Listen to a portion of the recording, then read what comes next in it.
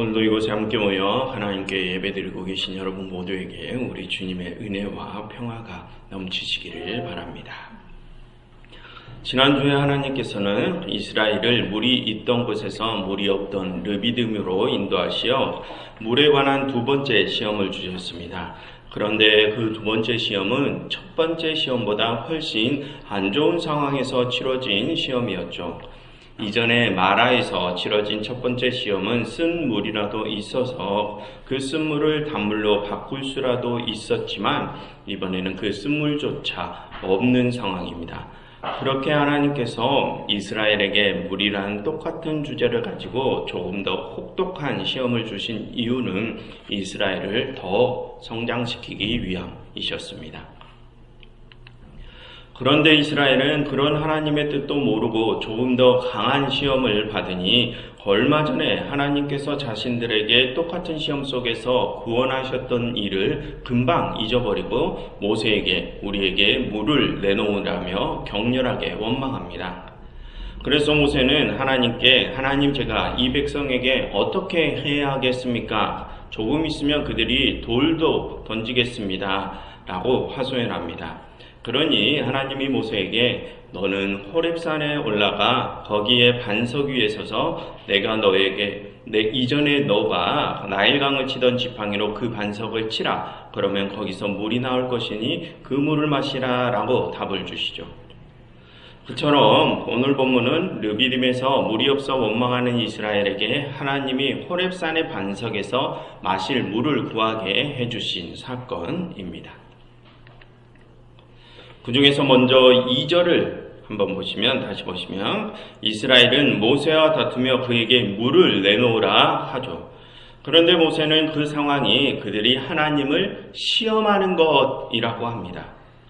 그럼 여러분, 그들은 지금 하나님에 대해서 무엇을 시험하는 것입니까? 마지막 7절을 가서 보시면 그들은 지금 하나님이 자신들과 함께 하시는지 함께하지 않으시는지를 시험한다고 하죠. 여러분, 그것은 지금 그들이 하나님이 자신들과 함께하지 않으신다고 지금 이스라엘이 의심하고 있다는 뜻입니다. 그럼 여러분, 왜 그들은 그런 의심을 하는 것입니까? 그들은 지금 하나님께서 자신들을 버리셨기 때문에 물이 떨어졌다고 생각하는 것입니다. 그래서 그들은 하나님이 지금 자신들과 함께하지 않으신다고 의심하는 것입니다. 그럼 여러분, 지금 그들은 하나님께 무엇을 원하고 하나님에 대하여 무엇을 시험하는 것입니까? 만약 지금 하나님께서 살아계시고 자신들과 함께 하신다면 자신들에게 지금 당장 물을 내놓으셔서 그것을 증명해보라 라고 하는 것입니다. 여러분, 하나님은 우리를 시험하실 수 있으시죠? 그런데 그 시험은 단순히 하나님께서 우리의 신앙을 테스트하려는 것이 목적이 아니라 우리를 구원의 나라에 들어가게끔 훈련시키시는 것이 목적입니다. 그에 반해 여러분, 지금 이스라엘이 하나님을 시험하는 것은 무엇이 목적입니까? 여러분, 우리는 이 문제에 대해서 깊이 한번 고민을 해봐야 합니다. 왜냐하면 지금 이스라엘이 보이는 모습이 우리에게도 똑같이 있기 때문입니다. 여러분, 우리도 살아오면서 하나님께 이런 기도를 한 번씩 해보지 않았습니까? 우리에게 어떤 큰 안 좋은 일이 찾아왔을 때 우리는 하나님께 하나님 이 문제를 해결해 주세요 라고 기도해 본 적 있지 않습니까? 여러분, 그런 기도를 오늘 본문은 우리가 하나님을 시험하는 일이라고 합니다. 그럼 여러분, 우리는 그런 기도를 드릴 때 우리가 지금 하나님을 시험한다고 생각하며 기도를 드립니까? 그런 목적으로 기도를 드리는 것 같지는 않죠. 우리는 그런 생각을 안 하는 것 같습니다. 과거 이스라엘도 그랬을 것입니다. 그들이 모세에게 물을 내놓으라고 했을 때 그들도 역시 자신들이 하나님을 시험하려고 그런 기도를 하는 것이 아니라고 생각했을 것입니다. 그런데 오늘 본문은 그것이 하나님을 시험하는 일이라고 하죠. 그럼 여러분, 왜 그런 강구가 하나님을 시험하는 일이 될까요?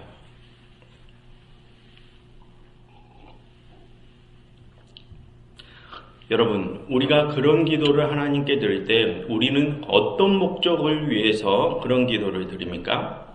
그 목적이 하나님께서 우리를 시험하시는 목적과 같습니까? 그것은 아니죠. 하나님과 영원한 나라에서 함께 살기 위해서 지금 우리에게 닥친 문제를 해결해 달라고 우리가 기도를 하는 것은 아니지 않습니까? 그럼 우리는 무엇 때문에 그런 기도를 드립니까? 우리는 지금 우리에게 닥친 어떠한 문제를 해결하기 위해 그런 기도를 드리죠. 그런데 여러분, 그런 기도는 우리가 단순히 우리의 현실적인 문제와 우리의 필요를 해결하는 것에 그치는 문제가 아닙니다. 이 문제는 아주 심각한 문제입니다. 여러분, 지난번에 물과 양식 문제는 사람의 생명과 관련된 일이라고 하지 않았습니까? 그래서 지금 이스라엘이 하나님께 물을 내놓으라 라고 하는 이 사건은 그들의 생명과 관련된 문제입니다. 즉, 지금 이스라엘은 자신들이 지금 물이 없어 죽을 것 같다는 생각이 드니까 하나님이 자신들과 함께하지 않으시거나 혹은 하나님이 생명의 주관자가 아닐 수 있다고 의심하는 것입니다. 그래서 그들은 하나님께 물을 요구하면서 자신들의 그런 의심을 해소시켜봐라 이렇게 하는 것입니다. 그처럼 지금 이스라엘은 하나님께 하나님 당신이 생명을 주관하는 참 신이시라며 그 신으로서의 존재를 증명해 보시오 라고 하는 것과 같은 것입니다. 그래서 여러분, 이 일은 단순히 그들의 문제와 필요를 해결하려는 것에 그치지 않는 아주 심각한 문제라는 것입니다.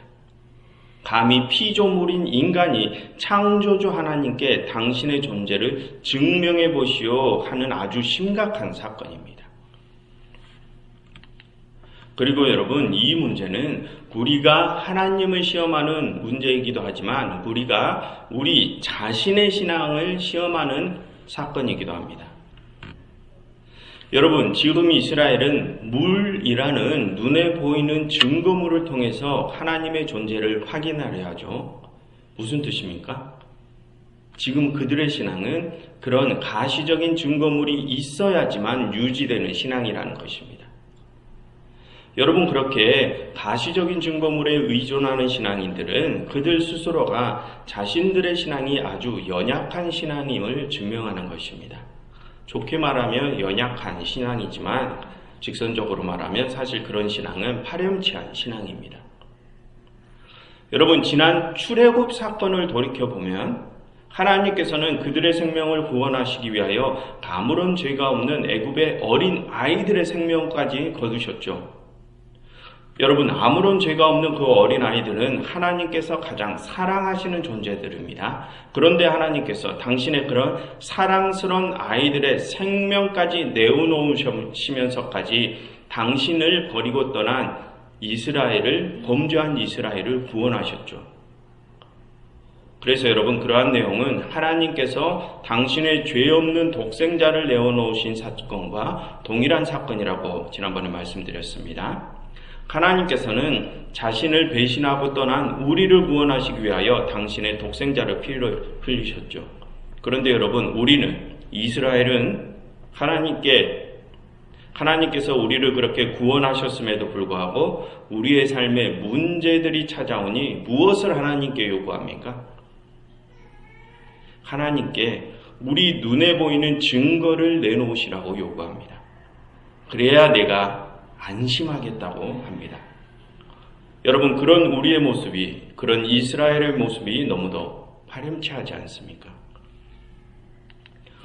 여러분, 마태복음 4장을 보면 그런 파렴치한 신앙을 어떤 사람에게 강요하는 존재가 나오는데요. 그게 누군지 아십니까? 바로 마귀입니다. 거기서 마귀는 예수님을 광야로 끌고 가서 3가지 시험을 내죠. 첫 번째 시험은 40일을 금식하고 줄이신 예수님께 네가 만약 하나님의 아들이거든 돌들로 떡이 되게 하라 라는 시험이고, 두 번째 시험은 만일 네가 하나님의 아들이거든 산 꼭대기에서 뛰어내리라 그러면 하나님이 너를 받아주실 것이다 라는 시험이고, 세 번째 시험은 천하 만국과 그 영광을 너에게 줄 것이니 나에게 경배하라 라는 시험입니다.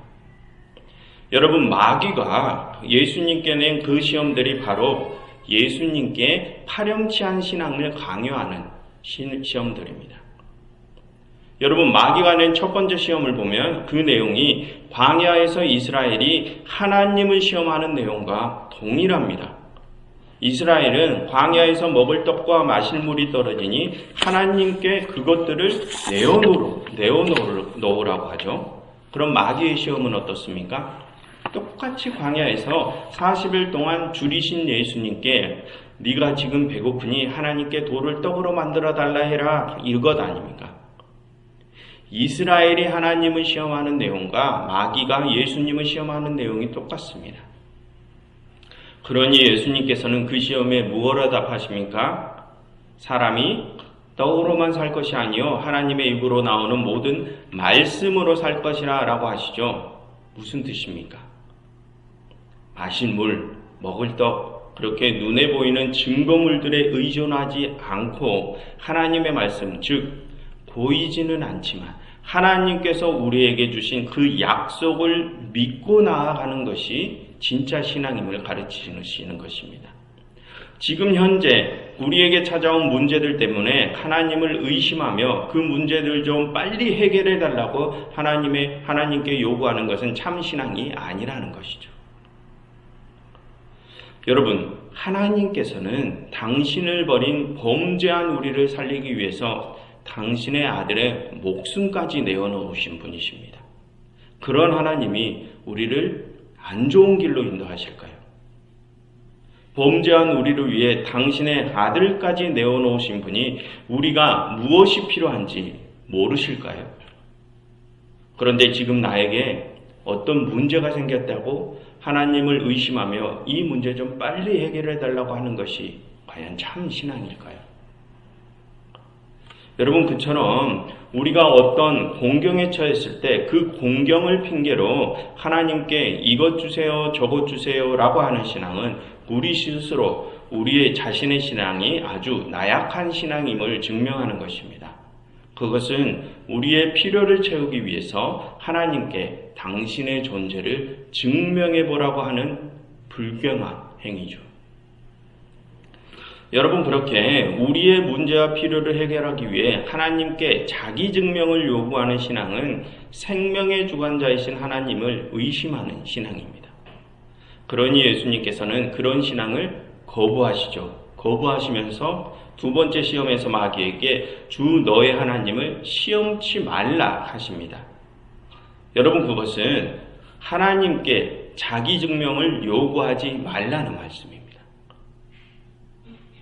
여러분, 자기를 증명해 보라는 시험은 누가 누구에게 할 수 있는 시험입니까? 주인이 종에게 할 수 있는 시험이죠. 네가 정말 나를 주인으로 섬긴다면 너의 그 충성을 증명해 보라. 이렇게 주인이 종에게 하는 시험입니다. 그럼 여러분, 지금 이스라엘이 하나님께 당신이 정말 신이라면 그것을 증명해 보시오 라고 하는 것은 어떤 의미입니까? 이스라엘이 자신들의 문제와 필요를 핑계로 하나님을 자신들의 종으로 삼겠다는 뜻입니다.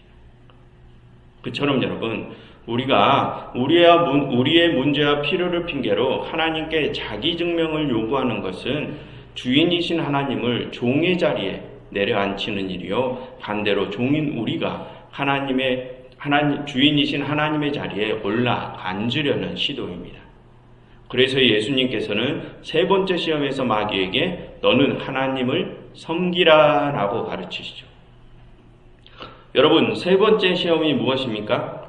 마귀가 예수님께 나에게 경배하면 천하만국과 그 영광을 너에게 주겠다라고 하는 시험이죠. 즉, 종인 마귀가 주인이신 하나님의 자리에 올라앉아서 그 천하를 주장하겠다는 뜻입니다.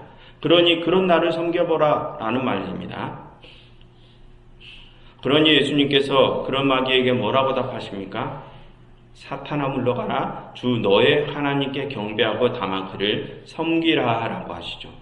감히 종이 주인이신 하나님의 자리를 탐하는 짓을 당장 그치고 하나님께 무릎을 꿇고 그분을 섬기라 라는 말씀입니다. 그처럼 여러분, 예수님께서도 우리가 우리의 문제와 필요를 핑계로 하나님께 자기 증명을 요구하는 일은 종인 우리가 주인이신 하나님의 자리에 올라 앉으려는 짓이라고 가르치십니다. 그러니 그런 짓 하지 말고 하나님께 무릎 꿇라고 하시죠.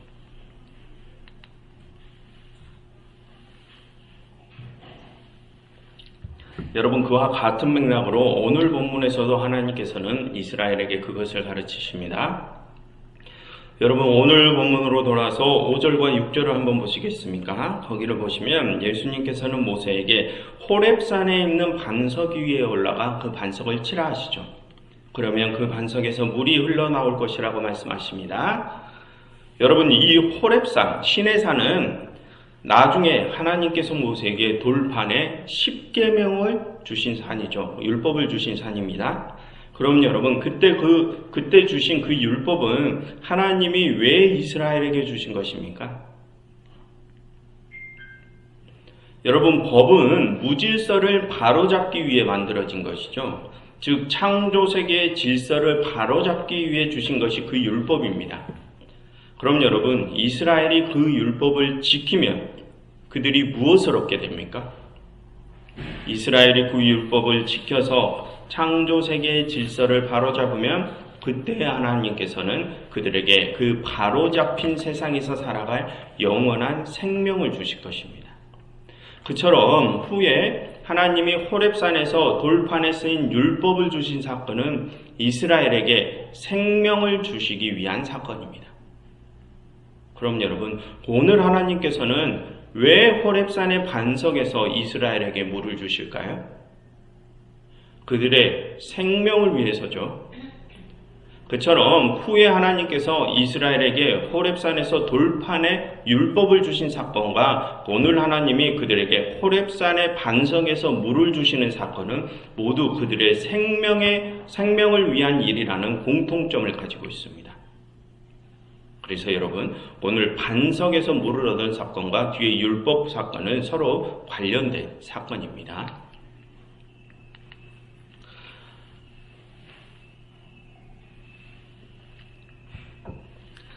여러분, 오늘 이스라엘은 모세와 다투고 그를 돌로 치료하죠. 그들은 부도덕한 모습을 보였다는 것입니다. 그런데 여러분, 그렇게 부도덕한 모습을 보인 그들에게 하나님께서는 반석에서 물을 주십니다. 그럼 여러분, 왜 하나님께서는 그런 부도덕한 모습에 대한 답으로 반석에서 물을 주실까요? 물론 그들이 물을 요구했기 때문이기도 하지만 그 외에도 하나님께서는 이 반석 사건을 통해서 그들에게 무엇인가를 가르치려 하시기 때문입니다. 여러분, 방금 그 반석 사건은 율법과 관련되어 있다고 했습니다. 하나님께서는 그 율법과 관련해서 지금 이스라엘에게 무엇을 가르치려 하신 것입니다. 여러분, 오늘 사건은 오늘 하나님께서 반석에서 물을 얻게 하신 사건은 기적적인 사건이 아닙니다.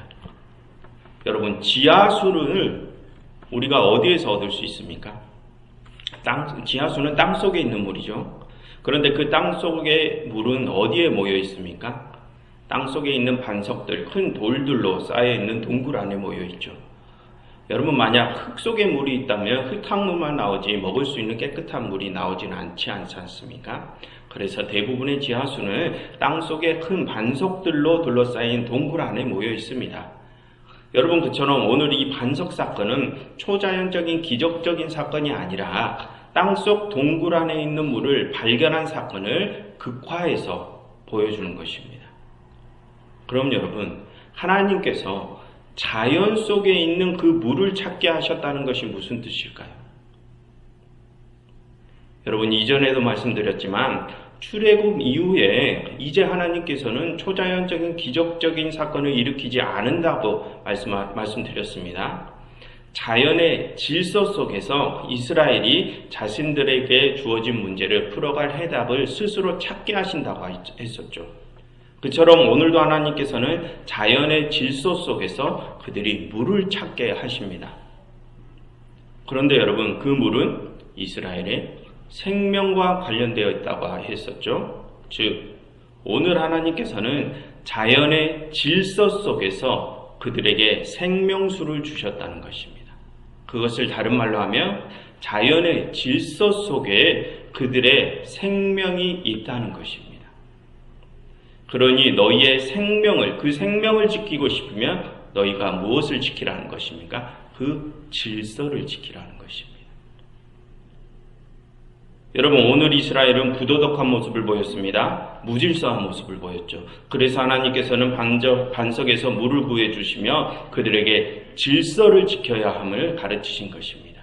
그리고 후에 하나님께서는 그와 같은 맥락으로 돌판에 율법을 주시며 그들에게 또 질서를 지켜야 함을 가르치시죠.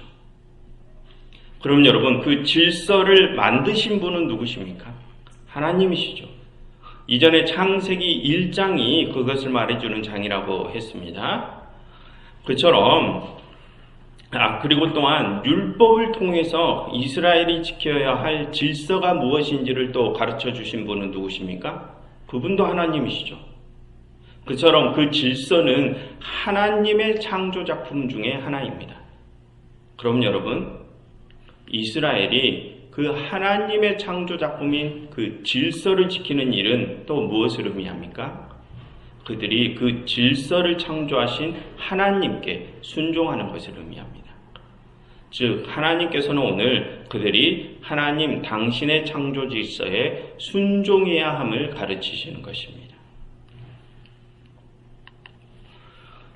여러분, 그처럼 오늘의 본문은 하나님과 우리의 관계가 어떤 관계인지를 확인시켜주는 본문입니다. 하나님은 주인이시고 우리는 그분의 종인 관계죠. 그러니 그 관계를 뒤집으려 하지 말고 너희의 자리를 확실히 깨달으라는 것입니다. 아까 예수님께서도 그것을 똑같이 가르치셨죠. 하나님이 주인이시고 우리가 종이니 너희는 하나님께 경배하고 그분을 섬기라 라고 하셨습니다. 그럼 여러분, 우리는 지금 얼마나 그 가르침을 잘 지키고 있습니까? 여러분, 우리는 말로는 우리가 하나님의 종이고 하나님이 주인이십니다 라고 말로 고백을 하죠. 그런데 정말 우리가 하나님을 주인으로 섬기고 있습니까? 여러분, 우리 주위를 보면 종종 이런 말씀을 하시는 신앙인들을 볼 수 있습니다. 어떤 사업을 하시는 분이 무리하게 사업을 확장하시면서 나는 걱정 안 해.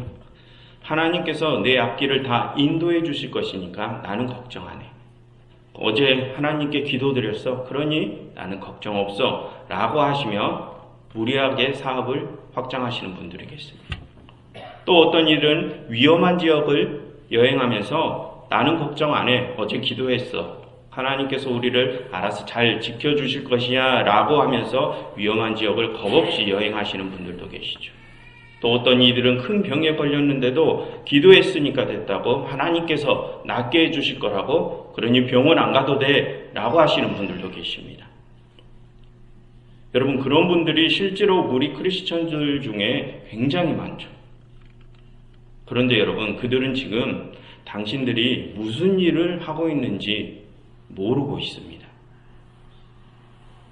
여러분, 그들이 지금 하고 있는 일이 무엇입니까? 그들은 하나님을 시험하고 있습니다. 여러분, 그들의 기본적인 생각은 하나님께서 자신들이 원하는 대로 움직여 주실 것이라고 생각합니다. 그런데 여러분, 지난주에 우리는 하나님의 관심사와 우리의 관심사가 다름을 배웠죠. 하나님께서는 우리가 원하는 대로 움직이시는 분이 아니시라고 했습니다. 그런데 그들은 하나님께서 자신들이 원하는 대로 움직여 주실 것이라고 착각하고 있습니다. 그러니 그런 기도를 하면서 무모한 행동을 하는 것이죠. 여러분, 그들이 그렇게 자신들이 원하는 대로 하나님께서 움직여 주실 것이라고 생각하는 일은 그들이 주인이신 하나님의 자리에 올라앉아서 하나님을 자신의 종으로 끌어내리는 짓입니다. 여러분, 우리 기독교는 하나님을 우리의 주인으로 섬기기 위해 모인 무리들입니다. 하나님을 우리의 종으로 부리기 위해서 모인 무리들이 아니죠. 여러분, 우리는 그것을 확실히 해야 합니다. 우리가 하나님의 말을 따르는 것이지 하나님이 우리의 말을 따르게 하는 것이 아닙니다. 그러니 여러분, 내 뜻을 하나님께 관철시키려 하지 마시고 하나님의 뜻에 순종하십시오. 여러분, 하나님께서는 이미 우리의 필요와 우리가 처한 상황을 모두 다 알고 계십니다. 그리고 가장 좋은 길로 우리를 인도하고 계십니다. 그러니 지금 우리에게 어떠한 공경이 찾아온다고 할지라도 그 일들에 일희일비하지 마시고 하나님께서 우리를 가장 좋은 곳으로 인도하실 것을 확신하면서 모든 순간에 오직 하나님의 말씀에 순종하며 살아가시는 여러분들이 되시기를 간절히 바랍니다. 기도하겠습니다. 하나님, 저희의 뜻이 아니라 하나님의 뜻대로 저희의 삶을 움직여 주시옵소서. 예수 그리스도 이름으로 기도드렸습니다.